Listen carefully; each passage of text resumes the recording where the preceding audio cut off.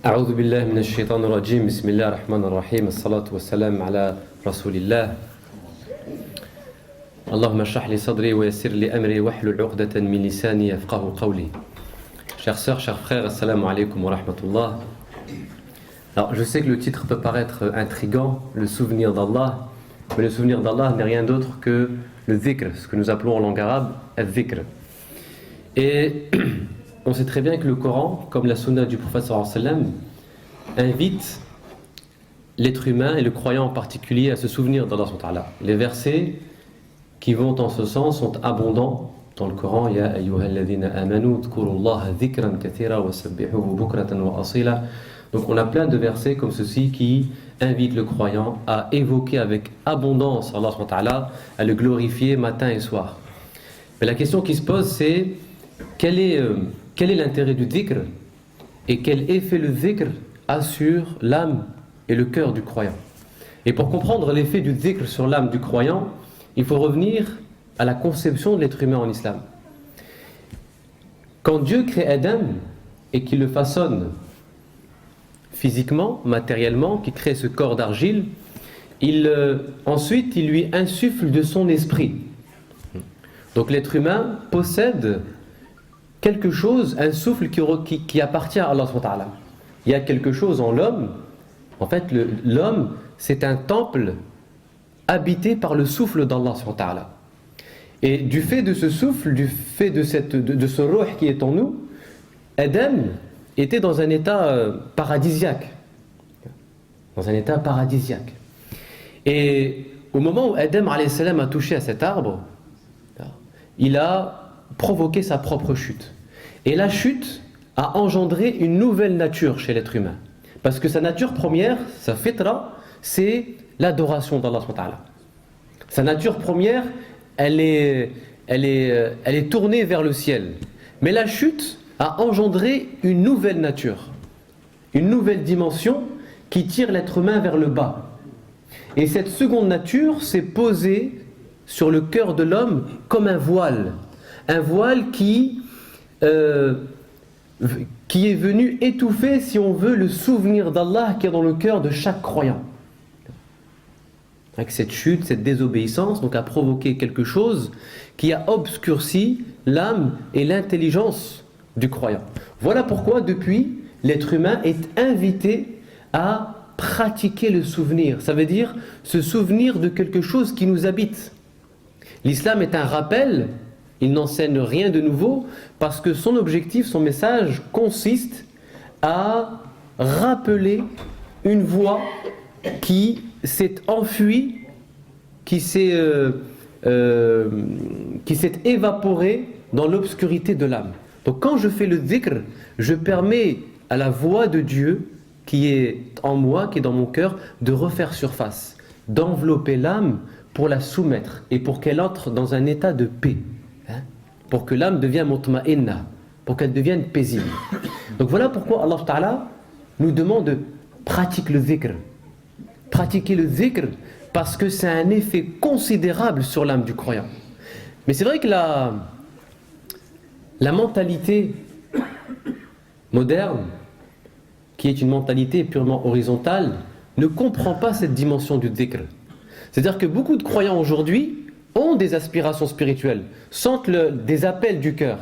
Mais il est très difficile de répondre aux aspirations du cœur avec une mentalité horizontale et profane. Et donc pour que cet appel puisse trouver un espace, ces aspirations du cœur puissent trouver un espace de libération, d'émancipation, il faut reconfigurer cette mentalité. Il faut restaurer cette mentalité sacrée. Réajuster notre mentalité, au sens propre du terme, à notre cœur. Parce que la mentalité moderne, comme je vous l'ai dit, c'est une mentalité qui pousse l'être humain à n'avoir les yeux tournés que vers les faits, vers le visible. C'est le culte du visible. Or, le croyant croit en l'invisible. Croit en l'invisible. Donc, quand tu as une mentalité comme ceci horizontale, c'est difficile de répondre aux appels du cœur. Parce que la fitra, elle est là, elle agit. Sauf qu'elle ne trouve pas d'espace pour s'exprimer. La mentalité que nous avons n'est pas propice à l'expression de la fitra. Donc ça demande toute une éducation spirituelle pour créer un nouvel espace ou restaurer notre espace initial afin que notre tête épouse les aspirations du cœur. Allah, quand il crée l'homme, il y a trois choses chez l'être humain qui sont difficiles à comprendre, si vous voulez, et qui créent une confusion dans l'esprit de beaucoup de gens. Il y a l'âme, il y a l'esprit, il y a le cœur. Et les gens, quand ils parlent de l'âme et de l'esprit, ils en parlent pour dire la même chose, comme si ça signifiait la même chose. Alors que dans le Coran, on sait très bien que pour l'âme, Allah parle de nafs, et pour l'esprit, Allah parle de ruh. C'est deux choses totalement différentes. L'âme, c'est la dimension charnelle, c'est ce qui fait l'individualité, c'est ce qui fait l'ego de l'homme. L'esprit, c'est ce qui vient de Dieu. Le cœur, c'est le réceptacle, c'est l'intellect, c'est ce qui perçoit les choses. L'esprit et l'âme se disputent le trône, le cœur. Ils se disputent le cœur. Donc il y a un djihad, une guerre. Quand l'âme domine, quand l'âme, à travers ses assauts, ses sollicitations, domine et qu'elle occupe le trône, eh bien elle se pose comme un voile sur le cœur de l'homme. Et ce qui fait que l'être humain ne voit plus qu'avec ses yeux, n'entend plus qu'avec ses oreilles. Et ne perçoit plus les choses avec son cœur. Et donc l'espace se réduit. Et il réduit la réalité à ce qu'il y a autour de lui. Par contre, quand c'est l'esprit qui domine, et que c'est lui qui vient occuper ce trône qui est le cœur, qui vient s'installer sur le cœur, il offre une transparence à la réalité, et l'œil voit cette fois-ci avec le cœur, non plus avec ses yeux. L'oreille, notre ouïe est opérante non plus à travers notre oreille, mais à travers notre cœur. Et on voit les choses avec beaucoup plus de profondeur. On voit la réalité avec une nouvelle dimension. Et ça, c'est ce que nous permet le dhikr. Le dhikr permet une pénétration mystérieuse de l'esprit sur l'âme. Parce que l'âme, elle est agitée. Elle nous sollicite de toutes parts. Et le système dans lequel nous vivons aujourd'hui favorise l'agitation de l'âme. L'époque dans laquelle nous vivons, l'ambiance intellectuelle dans laquelle nous baignons, favorise et contribue à l'agitation, à la gesticulation de l'âme. C'est un système qui ne vient que répondre aux sollicitations de l'âme. Rien n'est fait pour l'esprit. Quand on tourne les yeux autour de nous, rien ne nous évoque Dieu, l'esprit, la spiritualité. Rien ne nous évoque ces choses-là. L'ambiance n'est pas propice. Voilà pourquoi nous devons redoubler d'efforts et créer notre propre ambiance. Parce que, en fait, le problème que vit aujourd'hui l'humanité, de manière générale, c'est une crise spirituelle qui nécessite plus qu'une reformulation théologique ou juridique. Aujourd'hui, il faut une revitalisation de la spiritualité musulmane en l'occurrence. Les gens ont besoin de retrouver du souffle à l'intérieur. Et cette âme, lorsqu'elle est privée de ruh, de l'esprit, en fait, c'est comme priver l'être humain de l'oxygène. Quand l'âme ne baigne plus dans l'esprit, dans le ruh, l'être humain ressemble à ce poisson qu'on sort de l'eau. Un poisson hors de l'eau, comment il se comporte? Il gesticule, il est agité. Et il ne retrouve la paix que lorsque tu le replonges dans la mer, dans son lieu naturel. Et l'âme, c'est pareil. Quand elle est privée de ruh, elle est là, elle gesticule, elle est agitée. Et donc, elle conduit l'être humain à s'éparpiller, à se disperser. Et ça, il n'y a qu'à observer notre mode de vie actuel pour constater que ce qui domine chez nous, ce sont les sollicitations de l'âme. Parce qu'on est là, on est sous la pression de l'accélération sociale, on fait mille et une choses, et cette dispersion permanente. Comment voulez-vous que le tampon d'Allah s'inscrive sur une âme qui est dispersée? Qu'est-ce qu'il faut faire au préalable? Il faut recollectionner notre être, notre âme, qu'elle retrouve son unité. Et une fois qu'elle trouve son unité, là on peut tamponner, on peut marquer l'empreinte d'Allah subhanahu wa ta'ala. Et ceci n'est possible qu'à travers le dhikr. Faire le dhikr, subhanallah, alhamdulillah, avoir un wird le matin, un wird à réciter le soir, toutes ces choses-là vont faire en sorte que l'âme va finir par retrouver sa paix initiale, va retrouver une certaine forme de sérénité. Parce que le dhikr a un effet même s'il n'est pas mesurable scientifiquement, matériellement. C'est pour ça que je vous ai dit, nos aspirations spirituelles ne trouvent pas d'espace propice, parce que nous avons une mentalité qui est matérialiste, pragmatique. Ça veut dire que je ne considère uniquement les résultats ou les fruits que je peux mesurer, évaluer. Sauf que les effets du dhikr ne sont pas évaluables. Quand je fais le dhikr, les effets de mon dhikr agissent non seulement sur moi-même, mais aussi sur l'univers. Parce que la pratique de l'islam est reliée à l'univers. Ma prière est reliée à la course du soleil, le mois du Ramadan est relié à la course, au mouvement de la lune, tout est relié au temps et au cosmos. Donc en fait, quand je pratique le souvenir d'Allah, les pratiques de l'islam, etc., je me mets en harmonie avec la création. Donc mon état intérieur se communique à la création. Je crée une harmonie.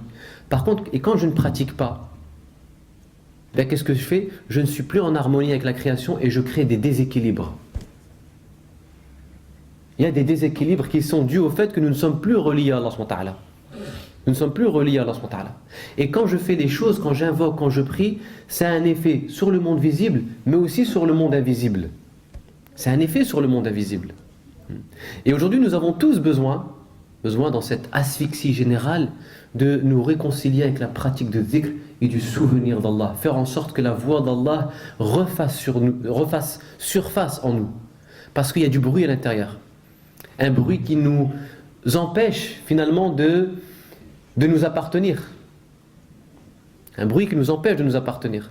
Et donc quand je fais le dhikr, je diminue ce bruit mondain, ce bruit profane, et je laisse la voix silencieuse d'Allah émerger, refaire surface, m'envelopper. Et là je trouve une certaine paix. Je trouve une certaine paix.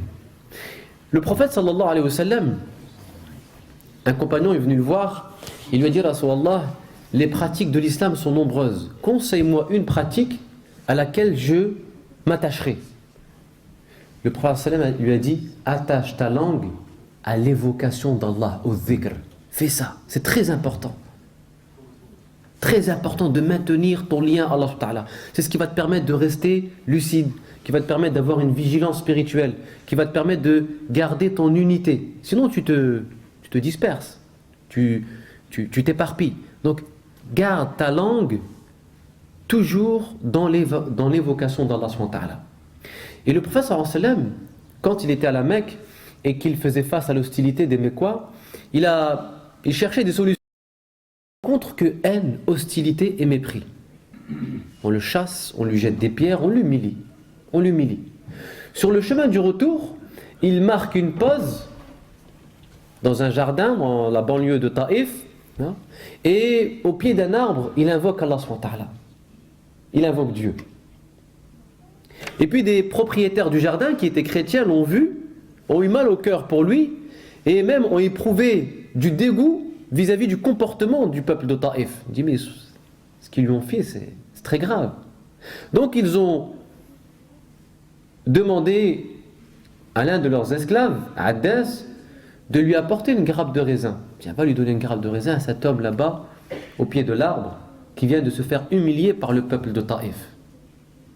Quand Addas, ce jeune esclave, chrétien lui aussi, c'est un enfant, lui tend la grappe de raisin au prophète sallam, le prophète dit Bismillah. Et là, Addas est étonné par la formule. Nous n'avons jamais entendu cette formule ici, chez nous. Là, le prophète sallam en profite pour engager une conversation avec lui. Il lui dit: mais d'où viens-tu, Addas? Il dit: moi, je suis originaire de la ville de Ninive en Irak. Et là, le prophète sallam dit: ah, c'est la ville de mon frère et prophète Younous alayhi salam, qui était lui aussi originaire de Ninive. Là, Addas est surpris. Il dit: mais il n'y a qu'un prophète pour avoir cette information. D'où te vient cette information? Toi, qui es illettré, qui n'as accès à aucun texte, comment tu fais pour avoir de tels renseignements? C'est la preuve qu'il y a une inspiration, une révélation. Et donc il se met à embrasser le prophète sallam et s'est converti à l'islam. Le prophète sallam reprend son chemin pour retourner à la Mecque, et puis à la tombée de la nuit, il marque une pause et en profite pour prier. Et au terme de sa prière, Allah va l'informer à travers une révélation que des djinns étaient passés par là t'es bien, des djinns étaient passés par là et avaient entendu le prophète sallallahu alayhi wa sallam réciter le Coran et ont été touchés par la parole d'Allah. Et ils se sont convertis à l'islam. Il a informé à travers la sourate que vous connaissez, Bismillah ar-Rahman ar-Rahim, Qul uhiya ilayya annahu istama'a nafarun min al-jinn ila akhiri. Donc Allah informe le prophète sallam que des djinns sont passés, ont entendu le Coran, ont été émerveillés. Inna sami'na Qur'anan ajaba. Nous avons entendu des paroles extraordinaires. En fait, qu'est-ce que ça veut dire? Ça veut dire Allah subhanahu wa ta'ala voulait informer le prophète sallam d'une chose. S'il lui dit ça, c'est pas pour rien. Il dit, tu vois ce que tu fais en fait a aussi des répercussions sur le monde invisible. Toi, peut-être que tu as été touché par les résultats du monde visible. Tu as été touché par les résultats du monde visible. Tu as vu mépris, tu as vu hostilité. Mais sache que tes actes ont aussi un effet sur le monde invisible. Et ils sont positifs. Attention à ce que tu ne réduises pas la réalité au monde visible, à ce que tu vois. Il y a des choses qui se passent et qui dépassent ton regard. Tout ce que tu fais a un effet quelque part. Chaque geste que tu fais dans ta vie a un effet sur le monde, qu'il soit visible ou pas. Mais ça a un effet. Un sourire, un geste, ça a un effet sur le monde. Mais ça, c'est difficile pour quelqu'un qui a été habitué à matérialiser les choses. C'est difficile à comprendre cet élément-là. Voilà, nous, on a été habitués à évaluer les choses avec des chiffres, des stats, à quantifier. On dit non, ça a un effet. Donc, ne désespère pas. C'est une façon de lui redonner de la force. C'est une façon de lui dire, attention, la réalité, elle est bien plus profonde que ce que tu vois. Elle est bien plus profonde que ce que tu vois. Et donc, qu'est-ce que fait Allah à travers cet épisode?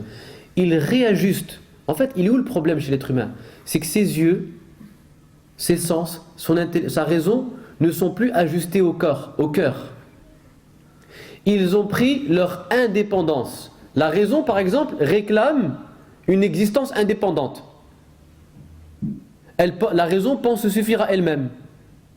Il suffit d'analyser, de faire preuve de logique, d'étudier.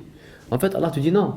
Si la raison, si tes yeux, si tes oreilles sont déconnectés du cœur, tu vas avoir une vue, un regard très étroit sur le monde. Et c'est ça qui va t'étouffer. Si tu veux voir les choses de manière beaucoup plus profonde, eh bien il faut que tu ajustes tes sens, ta raison sur le cœur, parce que c'est le cœur qui va t'offrir la lumière sur une réalité que tu ne peux pas voir seulement avec tes yeux. Tu as besoin d'une lumière intérieure. Sans la lumière du soleil, on ne voit rien sur terre, même si on a nos yeux. Ça, c'est une image. Et donc, le dhikr permet justement d'établir ou de faire ce réglage. Régler nos sens, régler notre ouïe, nos yeux, notre raison, de le régler sur le cœur, pour voir les choses avec beaucoup plus de profondeur. Et là, on n'a pas le même niveau de réalité. C'est-à-dire quelqu'un qui voit avec le cœur n'aura pas la même attitude que celui qui voit avec ses yeux seulement. Et l'exemple le plus patent qu'on peut trouver dans la vie du prophète sallam, c'est lorsque le prophète sallallahu alayhi wa sallam est assis avec des compagnons, et en l'occurrence Abu Bakr as-Siddiq, des Quraysh passent et insultent les compagnons, insultent le prophète sallallahu alayhi wa sallam. Abu Bakr as-Siddiq, dans un premier temps, ne répond pas, il se retient, puis ensuite les insultes continuent, il se retient encore, et à un moment donné, il est dépassé par sa colère et il répond aux Quraysh. Et là, le prophète sallam s'en va. Il s'en va et Abu Bakr as-Siddiq comprend qu'il a commis une erreur. Et donc il rejoint le prophète et lui dit, Ya Rasulallah, ai-je commis une erreur? Il dit oui. Parce que quand on gardait le silence, des anges répondaient à notre place. Mais une fois que tu as appris, que tu as répondu à leurs insultes, Shaitan est venu prendre la place des anges et moi je ne reste pas là où se trouve Shaitan. Au-delà de l'aspect moral ici, au-delà de le fait de dire qu'il ne faut pas répondre, en fait il y a une chose qui est très profonde. Le niveau de spiritualité du prophète sallallahu alayhi wa sallam n'était pas celui d'Abu Bakr as-Siddiq. N'était pas celui d'Abu Bakr as-Siddiq. C'est-à-dire que le prophète sallallahu alayhi wa sallam, de là où il était, il voyait des choses qu'Abu Bakr ne voyait pas.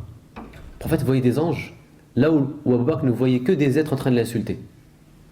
Et quand tu vois des choses, plus profonde, ta réaction n'est pas la même. Voilà pourquoi la réaction du prophète n'a pas été la même que celle d'Abou Bakr. Pourquoi? Parce que le prophète voyait des choses qu'Abou Bakr ne voyait pas. Plus tu as accès à des choses profondes, plus ton attitude est sereine. Plus tu relativises l'aspect apparent des choses.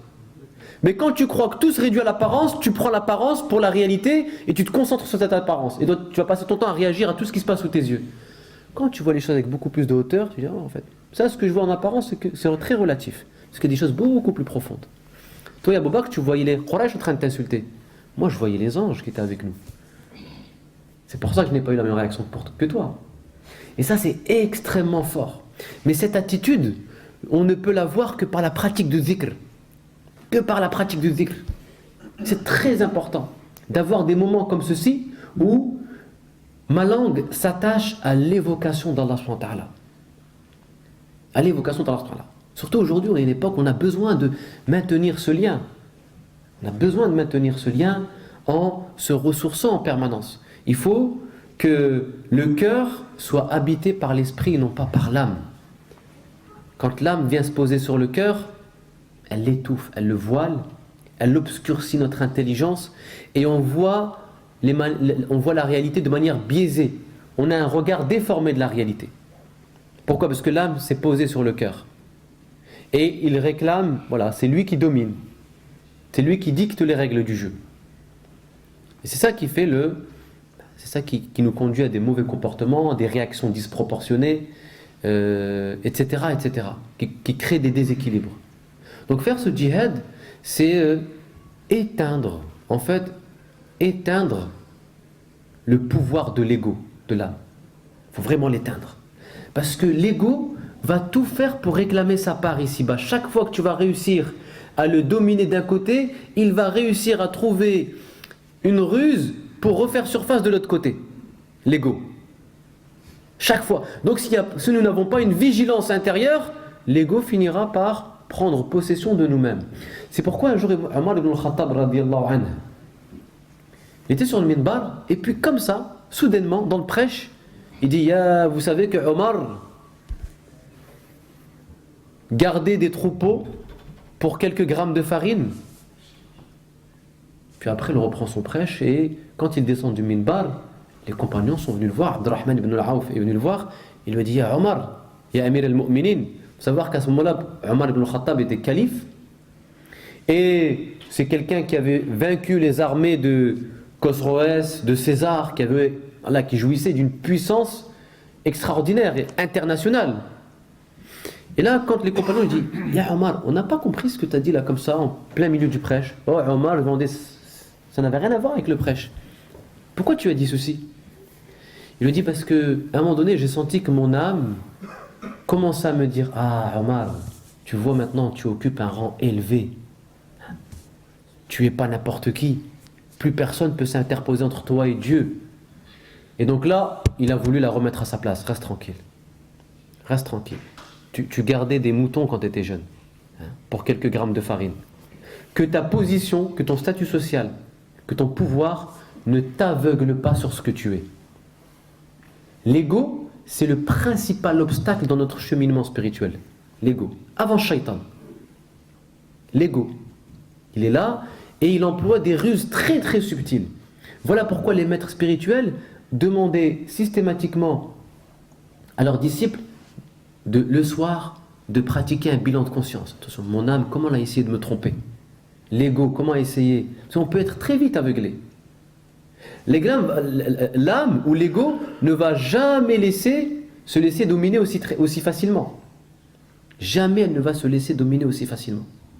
Mais plus on pratique le dhikr, et on se souvient d'Allah subhanahu wa ta'ala, et plus on arrive à la dominer, à la faire taire. Mais à cette âme, il faut lui parler, comme Omar parlait à son âme. Parce que elle a besoin de discours, elle a besoin de conférences, elle a besoin qu'on lui fasse des rappels, systématiquement. On lui rappelle un hadith du prophète, on lui rappelle, regarde ce que dit le prophète. Et là, ça la calme, tu la remets à sa place.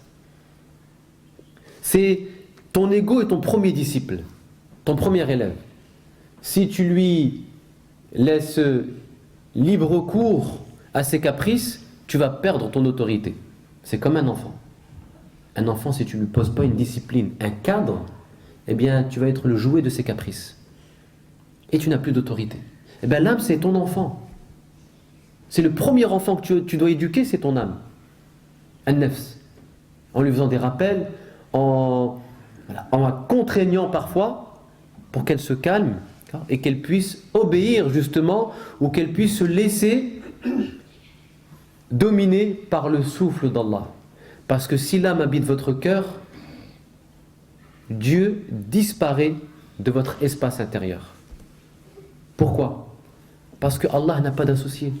Allah ne peut pas cohabiter avec votre âme dans votre cœur. Il n'y a pas un cœur un peu pour nafs et un peu pour Allah. Non. Allah n'a pas d'associé. La ilaha illallah. Il n'y a qu'un Dieu. Soit c'est lui qui occupe le trône. Si ce n'est pas lui, c'est ton âme. Donc tu peux dire la ilaha illallah avec ta langue. Il n'y a pas de Dieu que Dieu. Mais ce qui te guide aujourd'hui, ce n'est pas le souffle d'Allah. C'est ton âme. C'est les caprices de ton âme. C'est les sollicitations de ton âme. An-nafs. Voilà pourquoi il faut pratiquer cette vigilance. Parce qu'on peut très vite, très vite, l'être humain est fragile, on peut très vite perdre la tête. C'est comme cette histoire dans Surat Al-Kahf, où un homme qui a été, par la grâce d'Allah subhanahu wa ta'ala, nanti d'une richesse considérable. Il a eu de beaux jardins, de belles plantations qui donnaient beaucoup de fruits, à tel point qu'il en a oublié Dieu. Et il a dit, maintenant, vu la richesse que je possède, ben, je ne risque pas de connaître la pauvreté. Et là, son voisin lui dit, قال له صاحبه وهو يحاوره أكفرت بالذي خلقك من تراب ثم من نطفة ثم سواك رجلا. Qu'est-ce qu'il lui dit? Il lui dit, as-tu renié celui qui t'a créé de terre et qui ensuite t'a façonné en un être humain? Il le rappelle, en fait, son origine. Tu es créé de terre, n'oublie pas ça. C'est Allah qui t'a donné, c'est lui qui t'a créé. Ne l'oublie pas. Mais lui était aveuglé par sa richesse et Allah va détruire tout ce qu'il possédait. Il ne faut pas croire. Allah peut vous retirer plus vite qu'il ne vous a donné. Et c'est pourquoi il faut toujours garder ce lien. Il y a Allah, il y a la langue attachée à l'évocation pour rester humble et extrêmement lucide. Sinon on devient, comme je vous l'ai dit, le jouet de ce bas monde et le jouet de notre ego. Et le prophète sallallahu alayhi wa sallam a toujours éduqué ses compagnons à être comme ceci. Soyez vigilants, pratiquez le zikr, attachez votre langue au zikr. Ya Rasulallah, lui dit certains compagnons, les riches nous ont devancés et ont occupé de hauts rangs auprès d'Allah Ta'ala. Parce que eux, ils ont l'opportunité, grâce à leur richesse, de faire des bonnes actions. Ils peuvent aller au pèlerinage, ils peuvent faire zakat, ils peuvent financer de beaux projets. Nous, on est pauvres, on n'a pas cette opportunité.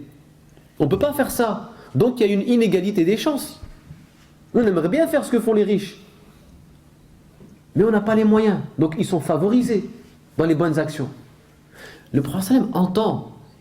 Et subhanallah, c'est une concurrence dans les bonnes œuvres. Et là, le prophète entend, il dit, mais écoutez, je vais vous conseiller une chose qui va vous aider à surpasser les riches, les musulmans riches. Quoi, ya Rasulallah? Après chaque prière, vous allez dire 33 fois Subhanallah, Alhamdulillah, Allahu Akbar. Ils sont très contents, ils se mettent à pratiquer ce zikr. Mais quelques jours après, il va voir le prophète. Ya Rasulallah, les riches ont entendu notre pratique, ont entendu parler de notre pratique. Et ils se sont mis aussi à faire 33 fois Subhanallah, Alhamdulillah, Allahu Akbar après la prière. Donc ils nous ont rattrapés. C'était un marathon spirituel. Ils vivaient ça comme un marathon spirituel. Et là, le prophète leur dit, telle est la grâce d'Allah, il la donne à qui il veut. Et là, il y a une pédagogie dans le prophète. Au départ, il entend ce qu'il dit. Et en fait, c'est comme s'il voulait leur dire, attention, dans le cheminement spirituel, il ne faut pas trouver d'excuses. Ils ont de l'argent. Peut-être qu'ils ont plus d'opportunités de faire le bien, mais avec cette richesse, ils ont aussi beaucoup plus d'opportunités que vous de faire le mal. Parce qu'avec l'argent, on peut donner, on peut gaspiller. On peut faire ses zakat, on peut corrompre. Attention, donc c'est proportionnel. Vous n'avez peut-être pas la chance de faire zakat, mais vous avez la chance de ne pas corrompre, de ne pas gaspiller, parce que vous n'avez pas le moyen de le faire. Déjà de une. De deux, Allah vous a donné un souffle. Et avec chaque souffle, tu peux dire une formule, subhanallah. Donc tu n'as pas d'excuse. Il n'y a pas besoin d'argent pour s'élever au va. Voilà. Rien qu'avec ce souffle, c'est une richesse. Eux, ils n'ont considéré que la richesse matérielle. Allah voulait leur dire, le prophète voulait leur dire, il y a aussi une richesse spirituelle. Ton souffle, c'est une richesse, c'est une ni'ma qu'Allah t'a donnée. Eh bien, utilise-la pour te rapprocher de Dieu. Tout simplement. Et tu vas t'élever. Et tu vas t'élever vers Allah subhanahu wa ta'ala. Mais malheureusement, ces choses-là, pourquoi on ne leur accorde pas d'importance à ce dhikr? Parce qu'encore une fois, comme on n'en mesure pas les effets, on ne voit pas les effets avec nos yeux, on pense que ce n'est pas très important. Quelqu'un, je sais pas, on rencontre une... Parce que ça arrivait à l'époque du Prophète, chez Ali ibn Abi Talib, rencontre une difficulté financière. Voilà, j'ai une difficulté financière. Bon ben, qu'est-ce que je peux faire? Tu vas lui dire, fais dhikr. Ouais, dhikr, mais concrètement. C'est tout de suite. Concrètement. Pourquoi le dhikr, c'est pas concret? Non, c'est pas que c'est pas concret. C'est que le dhikr, je vois pas comment ça m'a rapporté de l'argent. Comment ça va résoudre mon problème financier. Donc, on a une incapacité spirituelle. En fait, on vit avec une infirmité spirituelle qui prouve que notre foi manque encore de conviction. C'est que nous ne connaissons pas encore Allah. Parce qu'il y a une différence entre connaître Allah à travers ses noms et faire l'expérience des noms d'Allah subhanahu wa ta'ala. Connaître le nom d'une personne et connaître la personne, c'est deux choses différentes. On connaît Allah à travers ses noms. Ar-Rahman, Ar-Rahim, Al-Malik, Al-Quddus. C'est des noms, c'est des concepts. Mais qui a fait l'expérience d'Ar-Rahman, l'expérience d'Ar-Rahim? Faire l'expérience. Quand tu connais Dieu par expérience, bien tu comprends mieux l'effet, ou tu mesures mieux l'effet du dhikr. Mais quand Allah n'est qu'un nom sur la langue ou un concept dans le mental, forcément, le dhikr, c'est pas une solution pratique pour toi. Toi, il te faut concret. Dis-moi, il n'y a pas quelque chose de concret pour eux? Non, d'abord, la chose concrète, la chose la plus importante, c'est faire le dhikr. Parce que Ali ibn Abi Talib va aller voir le Prophète, lui et son épouse, qui est la fille du Prophète, Fatima. Parce qu'ils avaient des difficultés financières, des problèmes d'argent. Il va le Prophète en espérant avoir une solution concrète, en espérant que le prophète mette la main dans le trésor public et vienne en aide à sa propre fille, à son cousin et gendre. Ils attendaient une solution pratique. Mais le prophète leur dit, rentrez chez vous et ce soir je vais vous apporter une solution, Inch'Allah. Le soir il rentre, il s'assoit auprès d'eux et il leur dit, voilà, vous allez faire tel dhikr, vous allez réciter tel surat, Inch'Allah, pour résoudre votre problème. Quelqu'un qui vit avec une mentalité très profane, très horizontale, ne va pas être satisfait par ce genre de réponse. Il va dire, non, mais il n'y a pas de... c'est pas concret, fais ça. D'abord ça. Et quand on dit le sabab, on dit bien que c'est des causes secondes. Ça vient après, c'est une conséquence de mon dhikr. Mais nous, on a retourné. C'est-à-dire, on a plus confiance en nos moyens personnels qu'en Allah subhanahu wa ta'ala. Pourquoi? Parce que nos ressources personnelles sont visibles, alors qu'Allah est invisible. Et comme nous sommes matérialistes, consciemment ou pas, on a plus tendance à placer sa confiance en ce que nous voyons qu'en ce que nous ne voyons pas. Et c'est ça qui montre que notre foi a encore besoin d'être revitalisée, a besoin d'énergie spirituelle. D'abord la confiance en Allah, je fais le dhikr, je crois, et les causes viennent naturellement, je fais, mais sans attachement. Je me dis que je fais les causes, mais en vérité, le secours va venir d'Allah subhanahu wa ta'ala et de personne d'autre. De personne d'autre. Et ça demande une discipline, ça demande une attitude, ça demande même de revoir tout son mode de vie. Parce que faire le dhikr, on ne le fait pas comme ça. Le dhikr a besoin d'un espace, a besoin d'une vision des choses, a besoin d'une ambiance, d'un climat. D'un climat. Et ça, on ne trouve pas n'importe où, ce climat et cette ambiance. Encore une fois, les sociétés modernes ne nous offrent pas ce climat. Au contraire, les sociétés modernes tirent l'être humain vers le bas. Les sociétés modernes sont occupées à distraire l'âme par les soldes, par ceci, la consommation, l'hyperconsommation. C'est ça sa préoccupation. Elle n'a aucune aspiration verticale. Donc déjà, si on veut répondre aux aspirations du cœur, il faut développer sa conscience verticale. Parce que nous, notre conscience est encore un peu trop horizontale. On est victime, en fait, de l'ambiance de notre époque. On est victime de l'ambiance de notre époque. Donc ça demande un climat, ça demande une ambiance, ça demande de revoir, de revisiter notre mode de vie. Quelle place occupe ma prière, mon dhikr dans mon quotidien? Quelle place? Et tout mon mode de vie doit être organisé à partir de ma foi, de ma pratique et de mes prières. Et pas l'inverse. Pas l'inverse. Le centre, c'est la prière, c'est Dieu. Le reste, c'est périphérique. Le reste, c'est le rayonnement de ma prière. Ma vie professionnelle, ma vie familiale, etc. sont le rayonnement de ma prière. Ça veut dire que je l'ai fait dans le prolongement de cette prière. Et pas l'inverse. C'est pas, j'ai ma vie professionnelle, familiale, s'il me reste un peu de temps, bon, je vais lire un peu le Coran et je vais rattraper toutes mes prières de la journée. Non, non, non. La prière, et tout ce que je fais après, c'est le prolongement. Ça veut dire que je vais aller au travail, mais dans la continuité de la prière que j'ai accomplie. Je vais aller faire telle chose, mais dans la continuité, dans le prolongement de la prière que j'ai accomplie. C'est toujours le rayonnement, et jamais le centre. Et jamais le centre. Et pour terminer, le prophète sallallahu alayhi wa sallam,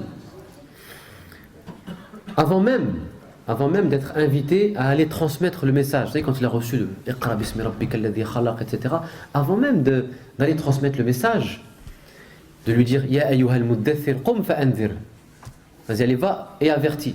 Non, il y a eu entre les premières révélations et l'invitation à agir un temps d'interruption de la révélation, un temps de silence.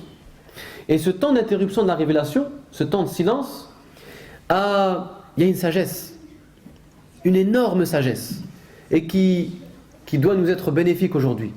C'est qu'Allah d'abord lui a révélé un message, un message très fort, et des paroles lourdes, paroles très très lourdes. Je vais faire descendre sur toi des paroles très très lourdes. Et il lui laisse un temps de silence. Pourquoi? Parce que ce que Allah vient de transmettre, vient de révéler au prophète sallam, parole lourde, cette lumière a besoin de temps pour être intériorisée, pour s'en imprégner. Ça veut dire que Allah d'abord le pousse à intérioriser le message, à s'en imprégner, à créer une ambiance intérieure. Il faut d'abord créer l'ambiance. Laisse le temps à ton être intérieur de développer cette ambiance spirituelle. Comme ça, quand tu crées cette ambiance, vous savez ce qui se passe? C'est comme si tu avais activé un ventilateur. La moindre image de ce bas monde, dès qu'elle veut s'approcher, est tout de suite rejetée par le ventilateur de l'esprit. L'ambiance qui est à l'intérieur n'acceptera jamais une image de ce monde. Tout ce qu'il y a dans le monde restera à l'extérieur. Tout ce qu'il y a dans le monde, tout ce qui concerne la vie de ce bas monde, vont rester à l'extérieur. C'est-à-dire ils sont là, mais n'entrent pas à l'intérieur, parce que l'ambiance rejettera. Mais nous, on a créé une ambiance intérieure qui accepte les images de ce bas monde. Une ambiance, un climat intérieur qui permet aux images de la vie de s'imprimer à l'intérieur, dans notre conscience. Alors que si on pratique le dhikr constamment, on crée une ambiance à l'intérieur, on active un ventilateur, ce qui fait que tu vas vivre les choses avec détachement. Pourquoi? Parce que tout ce qui se passe à l'intérieur, dès qu'il veut rentrer, le ventilateur rejette. Allez, ça reste à l'extérieur, tu ne rentres pas. L'ambiance intérieure ne permet pas à la vie de ce bas monde de rentrer, de m'affecter. Jamais. Et le prophète donc a pris le temps d'intérioriser, de créer cette ambiance. Ensuite, tu peux aller agir. Pourquoi? Tu vas aller agir, maintenant je sais que tout ce qui va se passer à l'extérieur ne va pas rentrer en toi. Tu ne vas pas être touché. Tu ne vas pas être touché par les fruits, de tes actions, par tes épreuves, par tes expériences. Parce que c'est tout, le climat est créé. Sauf que nous avons tendance à systématiquement nous extérioriser. Dès qu'une chose, on l'extériorise. On ne sait pas d'abord intérioriser. Ça se voit même dans notre façon de parler, d'échanger, de débattre. On ne sait plus s'écouter. C'est qu'on a toujours vouloir répondre avant même d'avoir entendu ce qu'il avait à dire. Parce qu'on ne sait plus écouter, s'imprégner, intérioriser, d'abord comprendre ce qu'il dit profondément, et peut-être que je ne serai pas obligé de lui répondre tout de suite, parce que peut-être que je n'ai pas encore pris le temps de comprendre, etc., etc. Ça arrive dans nos discussions.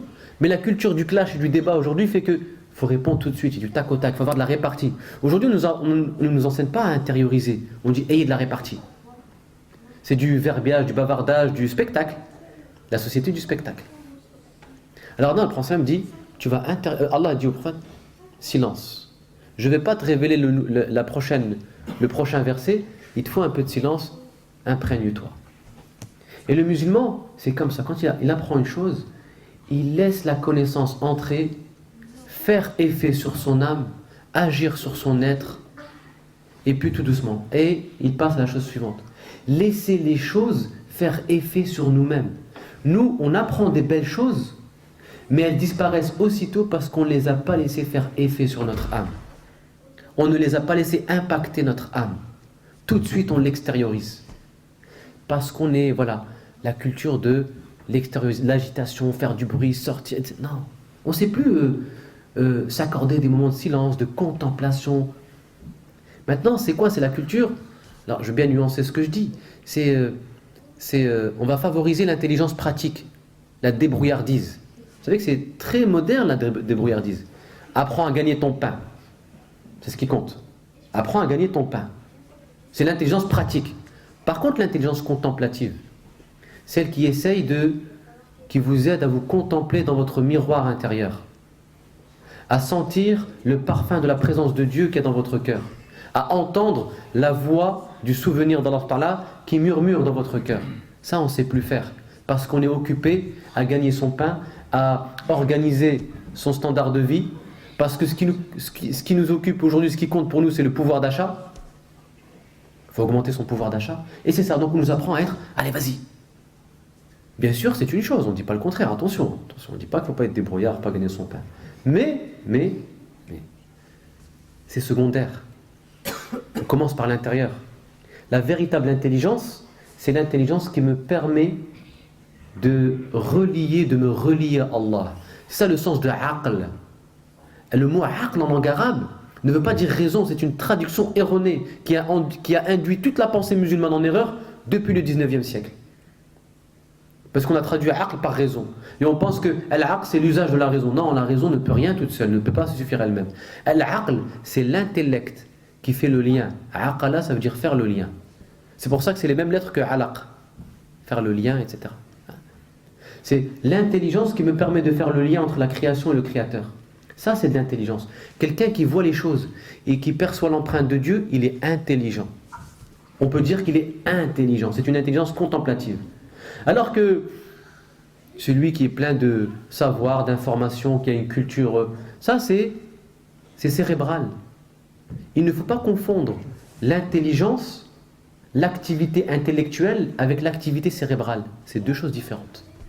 Déjà, le mot intellect, il a été biaisé. Intellect, c'est pas la raison. L'intellect, c'est vraiment, même au Moyen-Âge, même chez les chrétiens, chez les médiévaux, l'intellect, c'est cette intelligence intérieure qui me permet de voir Allah à travers sa création. Alors, nous, on est dans une civilisation qui est excessivement cérébrale, mais en vérité qui n'est pas intellectuelle au sens propre du terme. Elle est cérébrale, elle fait beaucoup marcher sa tête, son mental, les études, etc. Mais c'est ça, en fait, des fois, notre défaut. Des fois, le principal voile que nous avons, qui s'est posé entre nous et Dieu, c'est cette activité cérébrale. Ces connaissances parfois stériles, inutiles. Cette agitation mentale qui est stérile. Vous savez, quelqu'un, à un moment donné, il a comparé l'intelligence profane à l'intelligence sacrée.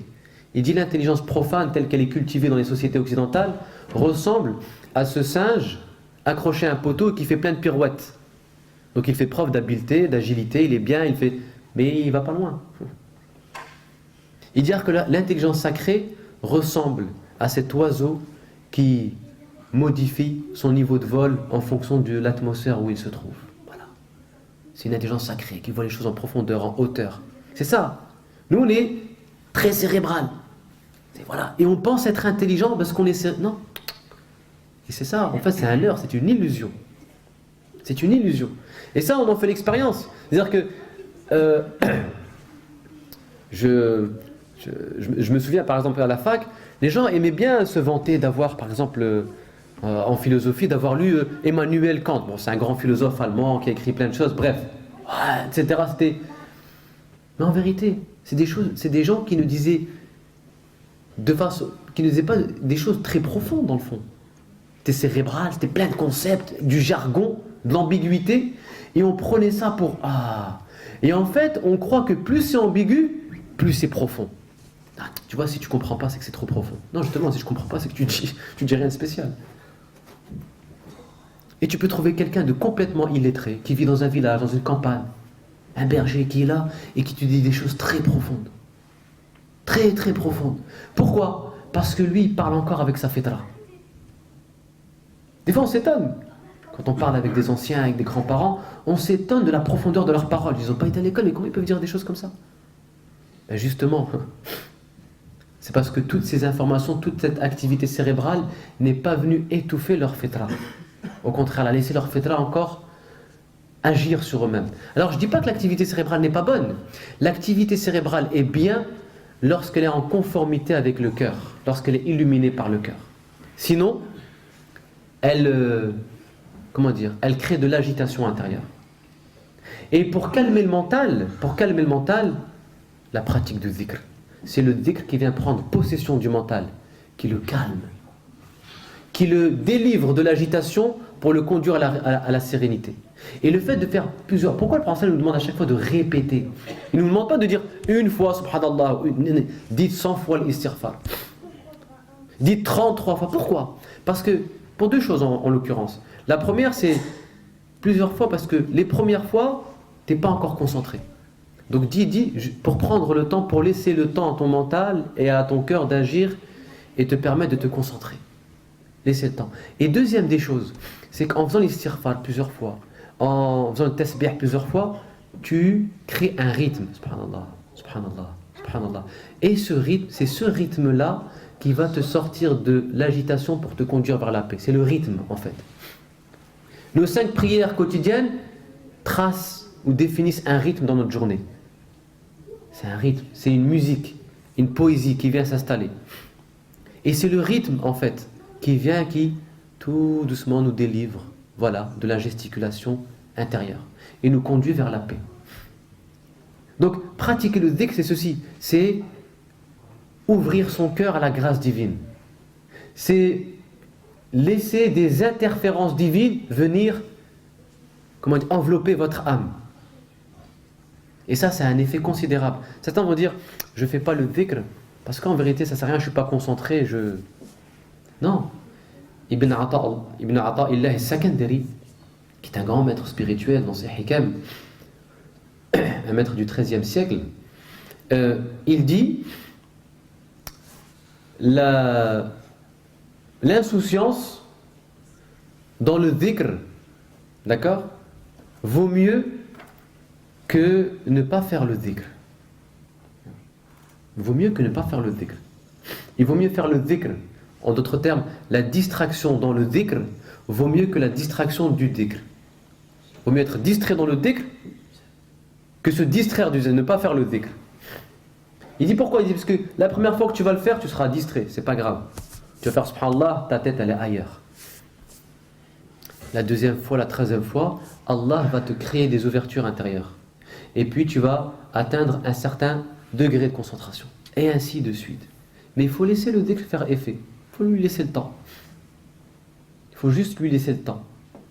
Et vous allez voir que ça va complètement transformer votre être. Je vous assure que le dhikr transforme l'individu, transforme l'être humain. Et c'est pourquoi le Prophète sallam, chaque fois, sa solution pratique, le dhikr. Fais le dhikr. Cherche pas midi, ça d'abord. C'est l'essentiel. Ça, c'est l'essentiel. Et quand on pratique le dhikr, vous savez, le cerveau, c'est comme une éponge remplie d'images de ce bas monde. Plein d'images. Ça, les gens ont du mal à se concentrer dans la vie, dans la prière. Ils disent, la plupart des personnes, j'arrive pas à me concentrer dans la prière. Je vous rassure, c'est le cas de tout le monde. Très difficile de se concentrer dans la prière. Les savants à l'époque disaient, si une prosternation dans ta prière est faite de manière concentrée, tu as tout gagné. Ça équivaut à la vie de ce bas monde.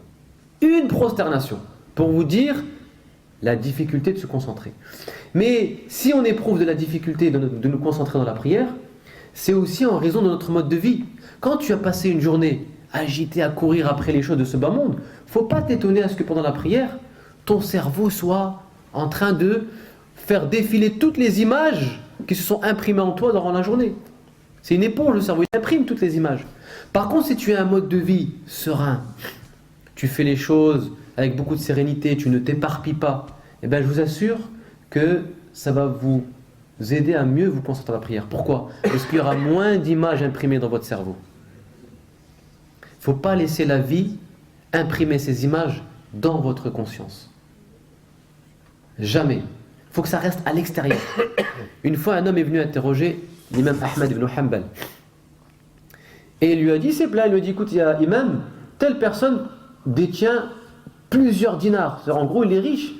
Et normalement, c'est pas digne d'être un musulman, c'est pas digne pour un musulman d'être riche. Lui, il doit se détacher de ce bas monde. Il n'avait pas compris, en fait. Et Ahmad ibn Hanbal lui dit non. Il lui dit, si sa richesse reste sur la paume de sa main et n'entre pas dans son cœur, il n'y a aucun souci. Le problème ne réside pas dans la richesse.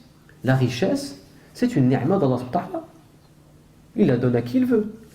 Le truc, c'est qu'il ne faut pas que cette richesse rentre à l'intérieur. Il ne faut pas que ça rentre dans ton cœur. Il ne faut pas que ce soit ton cœur qui possède la richesse. C'est juste ta main, ta poche qui possède, jamais ton cœur. C'est pourquoi, encore une fois, si on crée ce climat à l'intérieur, cette ambiance intérieure, ben je vous assure que les images de ce bas monde ne vont pas rentrer. Il y aura un détachement. Tu vas vivre extérieurement, tu vas être l'ami extérieurement, tu seras l'ami des gens de ce bas monde, mais intérieurement, tu demeures l'ami de Dieu, l'ami d'Allah. Ton cœur est l'ami d'Allah. Seul ton corps est l'ami des gens. Seul ton corps fait l'expérience de la compagnie des gens. Parce que le seul compagnon de ton cœur, c'est Allah subhanahu wa ta'ala. Et ça, les maîtres spirituels nous l'ont beaucoup appris, ont beaucoup mis l'accent là-dessus. Et pour terminer, je pense ça l'avoir déjà dit ici même, c'est que, étant donné que nous ne vivons pas dans une atmosphère qui nous rappelle le sens, qui nous rappelle l'essentiel, qui nous rappelle Allah subhanahu wa ta'ala, eh bien il faut au moins se créer cette ambiance-là chez soi. Faire en sorte que des choses nous rappellent Allah subhanahu wa ta'ala. Des choses nous évoquent Dieu. Et les savants de l'époque étaient comme ceci, c'est-à-dire qu'ils créaient un climat propice à l'éclosion de la fitra. Un climat. L'exemple que j'avais donné la fois dernière ici, c'est l'imam Malik, radiyallahu anhu. L'imam Malik ne dispensait pas un cours sur le hadith tant qu'il n'avait pas créé l'ambiance propice dans la mosquée. Il dit, attends, tu viens pour apprendre un hadith? Attends, on va mettre de l'encens. Je vais aller mettre mon turban, ma tunique, parce que quand on rentre dans le sacré, il faut être dans une ambiance. Quand Allah dit à Moussa, avant de l'accueillir, pour son interlocuteur, retire tes sandales. Il faut être dans une disposition. Quand tu vas faire ta prière, non, attends, on va faire tes ablutions. Les ablutions vont permettre de réintégrer ton corps dans son unité primordiale, retrouver l'unité primordiale, la fitra. Et quand tu seras dans cette fitra, là tu peux venir entrer en communication avec Allah. Parce qu'on ne communique pas avec Dieu dans un état souillé. Symboliquement, les ablutions nous débarrassent de notre souillure, pour que le cœur demeure réceptif à la parole divine. En fait, faire le dhikr, c'est se mettre dans une complète disponibilité. C'est se mettre en état de réceptivité, parce que le cœur de l'homme, c'est le réceptacle d'Allah Ta'ala. Je me mets en état de réceptivité. Allah ne communique pas sa grâce à quelqu'un qui est inattentif, à quelqu'un qui est distrait par ce bas monde. Est-ce qu'on parle à quelqu'un qui est occupé par autre chose? Non. Tu es occupé, je ne te parle pas. Cesse ton occupation, là je te parlerai. Un prof ne fait pas cours quand tu es du bavardage. Ils sont distraits. Là, vous vous taisez, j'ai besoin de silence. Il faut que vous soyez dans un état de réceptivité. Et là, je vais vous parler. Ben Allah, c'est pareil. Quand il voit que l'être humain est distrait par ce bas monde, il ne communique pas sa grâce. Mais dès qu'il se montre réceptif, disponible, Allah lui communique sa grâce. Et le dhikr ouvre le cœur, met le cœur dans un état de disponibilité, de réceptivité. Ça, c'est très très important. Il le met dans un état de disponibilité, de réceptivité. Et là, on accueille mieux la grâce et la grâce d'Allah subhanahu wa ta'ala. Donc, les savants créent ce climat avant de transmettre quelque chose. Pourquoi? Parce que le climat va disposer la psychologie de l'homme. Elle va le mettre dans un état psychologique prêt à recevoir la révélation. C'est pourquoi, si vous étudiez par exemple l'art, que ce soit dans le monde musulman ou dans le monde occidental, vous allez voir que les objets qui relèvent de l'art révèlent la mentalité des artistes. Si dans les pays traditionnels, quand je dis traditionnel, c'est au sens propre du terme, c'est-à-dire la tradition, c'est tout ce qui relève du sacré, les pays où il y avait encore le sens du sacré, de la transcendance, etc. Si vous comparez leurs produits artistiques avec les produits artistiques des sociétés modernes, il y a une grande différence. C'est que les produits artistiques des mondes traditionnels sont empreints de sacré, de spiritualité, ça se ressent, ça évoque quelque chose. Alors que les produits des sociétés modernes, dans le domaine de l'art, sont très profanes, très horizontales. Ça évoque que ce bas monde. C'est pourquoi, juste dans la tenue vestimentaire, si les sociétés traditionnelles fabriquent des vêtements en général amples, on met des turbans, parce que eux, quand ils fabriquent avec une certaine spiritualité. Et la spiritualité, c'est leur source d'inspiration. Ample, pourquoi? Parce que nous, on prie. Et quand on prie, on a besoin d'une certaine amplitude, d'une certaine façon d'être. Les sociétés modernes qui n'ont pas le sens de la prière, du sacré de Dieu, vont fabriquer des vêtements plus serrés, Pourquoi? Parce qu'ils n'ont pas le sens de la prière, du sacré, etc. Tous ces éléments sont révélateurs. C'est de l'ambiance. C'est un climat. Donc ça, il faut le créer parce que ça va disposer votre psychologie à adorer Allah subhanahu wa ta'ala. À disposer une bonne ambiance et ça dispose. Et ça, vous savez, dans le marketing, les gens l'ont très bien compris. Dans les magasins, la façon dont sont disposés les rayons, les vitrines, c'est, en fait, ils créent un climat propice à la consommation. Ils savent que la psychologie agit. Donc, je vais créer un climat de matraquage publicitaire qui va pousser l'individu à consommer inconsciemment. Bien sûr, on faisait la même chose sur la spiritualité, vous allez voir. Créer un climat qui va agir sur la conscience de l'individu et le pousser à s'élever vers Allah subhanahu wa ta'ala. Et ça, c'est très très important. Donc, on se dispose, quand on rentre en communication avec Dieu, on se met dans une disposition. Je vais terminer juste par une chose. La disposition est très importante. Omar ibn al-Khattab, radiyallahu anhu, comment il s'est converti à l'islam? En fait, vous le savez, je ne veux pas revenir sur toute sa conversion, mais c'est quelqu'un qui, au départ, manifestait une haine viscérale à l'encontre du prophète sallallahu alayhi wa sallam. Haine viscérale, et puis un jour, il voulait le tuer, puis quelqu'un le rencontre sur le chemin, il y a Omar, tu devrais commencer, j'abrège, tu devrais commencer par ta propre famille. Puis le prophète sallam apprend que sa sœur s'est convertie à l'islam, il se rend chez sa sœur, il les surprend en train de lire le Coran, et puis donc, il y a une tension, Omar ibn al-Khattab frappe sa sœur, il regrette aussitôt, et lui dit, voilà, montre-moi ce que vous étiez en train de lire, ce que vous étiez en train de réciter. Sa sœur lui dit, écoute, nous on a cru, on croit en Dieu, et je te l'affirme dans tes yeux, ya Omar. Maintenant, si tu veux avoir accès à ce support où sont inscrits les paroles d'Allah subhanahu wa ta'ala, tu dois commencer par te purifier, faire tes ablutions. Bon, il accepte, il fait la concession, d'accord, s'il faut faire mes ablutions, je les fais. Il fait ses ablutions, il lit le Coran, il lit le passage, et là son cœur est bouleversé, est transformé. Mais comment se fait-il? Parce que, écoutez bien, c'est pas la première fois que le Omar ibn al-Khattab entend le Coran. Il l'avait déjà entendu avant le Coran. Il allait même espionner le prophète dans ses prières pour voir ce qu'il récitait. Et pourtant, il ne s'est pas converti. Qu'est-ce qui a fait que là, il s'est converti? Vous savez ce que la différence? C'est que là, il s'est disposé, il a fait ses ablutions. Et c'est un détail qui a toute son importance. Mais les gens n'ont pas capté ce détail. Non, là, il s'est converti parce qu'il était disposé. Il s'est purifié. Et là, Allah a communiqué sa grâce. Quand tu n'es pas disposé, Allah te laisse. C'est pas la première fois qu'Omar entendait le Coran.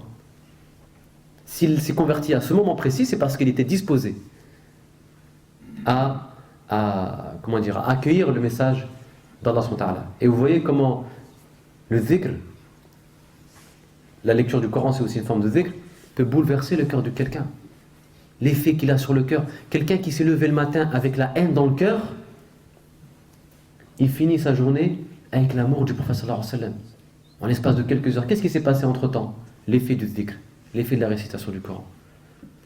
Il a transformé un cœur haineux en un cœur apaisé. Wallahu a'lam wa barakallahu fikum wa sallallahu ala sayyidina Muhammad wa ala alihi wa sahbihi wa sallim taslima kathira.